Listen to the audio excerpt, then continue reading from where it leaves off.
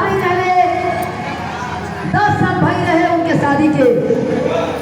भगवान कोनो औलाद ना ही उनका घरे रहे।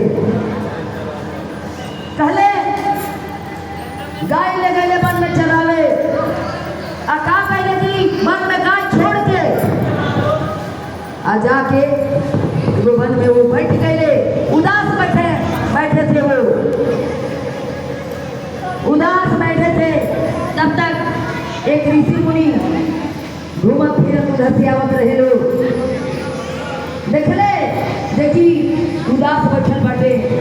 कहले दीजिए भाई काहे उदास बैठल बड़ा? कहले हे बाबा का बताई, 10 साल शादी के हो गया लेकिन हमारे घर में कोई औलाद नहीं हुआ, कोई औलाद नहीं हुआ।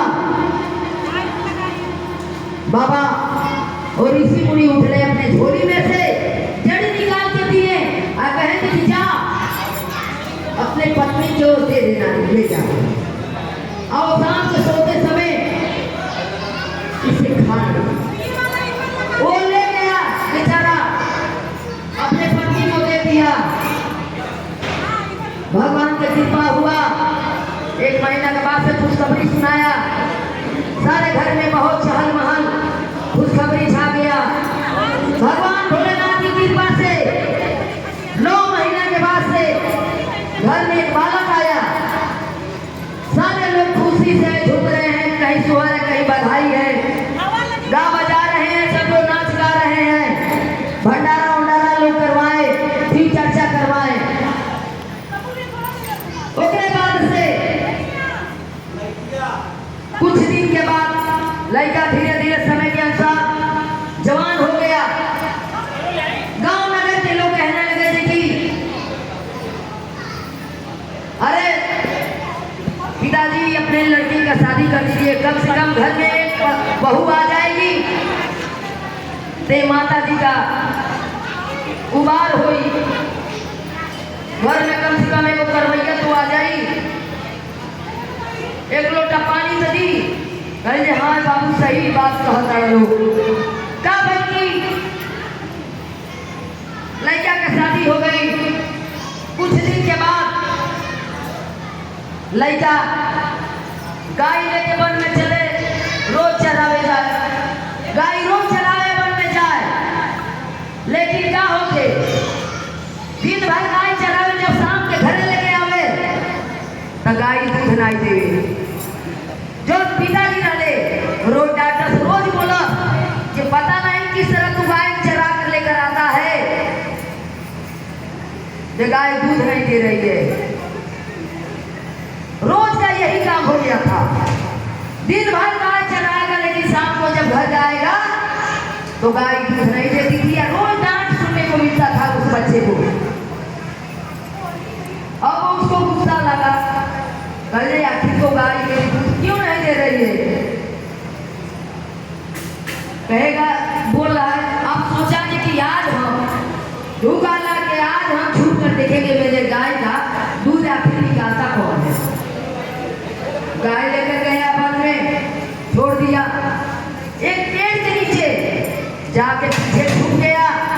कुछ देर के बाद देख रहा है जो छोटा एक इतना बड़ा पत्थर है, उसी पत्थर पे सारी दूध गैया जाकर दूध गिरा रही हैं। अपना अपना एकाएकी करके पूरा वो दूध उसी पत्थर पे जाकर गिरा रही है।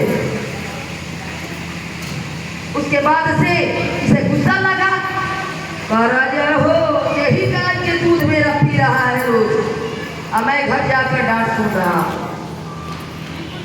उस दिन से जब गाय दिन भर चराता था, जब शाम को घर जाता था, उस पत्थर पे 2 लाठी मारता था और तब वो घर जाता था।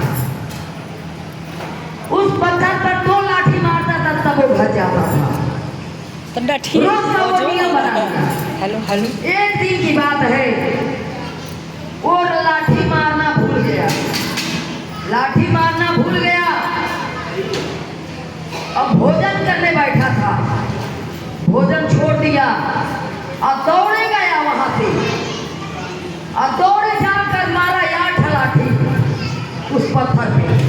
जब 8 लाठी मारा तो वहां से भोलेनाथ उस पत्थर पे से भोलेनाथ जी प्रकट हो गए। सूद और बोलिए ब्याज प्रेम से लेके शंकर भगवान की। की जय। जब भोलेनाथ जी प्रकट हो गए, कहने लगे, हे बालक, हम तुम्हें कुछ वरदान देना चाहते हैं, तुम्हारे सेवा से हम बहुत प्रसन्न हैं, मांगो, क्या मांगते हो? वो लड़का बोला जी कि हमें कुछ न चाहिए, भगवान भोलेनाथ की कृपा से सब कुछ मेरे पास है, हमें कुछ नहीं चाहिए। अरे नहीं, आज तुम्हें लेना पड़ेगा, हम आज देकर तुमको वरदान जाएंगे।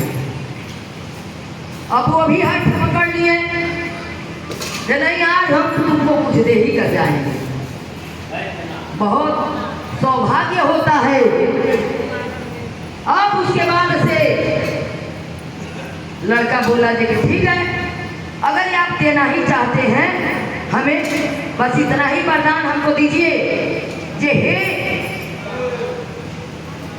दुनिया में जितना ही आपका नाम है, जितना नाम है आपका है, उस नाम से सबसे पहले मेरा नाम लिया जाए। क्या नाम पड़ा? उस लड़के का नाम था बैजू।